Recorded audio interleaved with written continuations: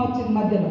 అంటే ఒక్క మామూలు మహిళ భర్త దొంగతనం పేరుతోటి ఒక ఉన్నత వర్గాలు కేసు పెట్టి ఇబ్బందుల పాలు చేస్తే చేతిలో సంఖలో బిడ్డ, కడుపులో మరి రూపం పోసుకునేటువంటి బిడ్డ యొక్క సినిమాను అద్భుతంగా మన ముందుకు తీసుకొచ్చింది.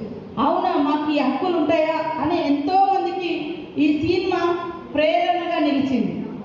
కానీ అలాంటి సినిమాను ప్రోత్సహించలేదు. అలాంటి వాళ్ళకి అవార్డులు రాలే, జేబీఎం సినిమా లాంటి వాటికి.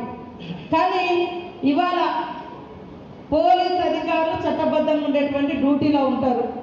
వాళ్ళని బట్టలు ఇప్పేసి ఒక స్మగ్లర్ పాత్రలో ఒక స్మగ్లర్ పాత్రలో ఉండేటువంటి ఒక స్మగ్లింగ్ చేసేటువంటి హీరోలు పోలీస్ అధికారులను పోలీస్ స్టేషన్లలో బయట బట్టలు ఇప్పేసి నిలబెట్టి యథేచ్ఛగా స్మగ్లింగ్ చేసే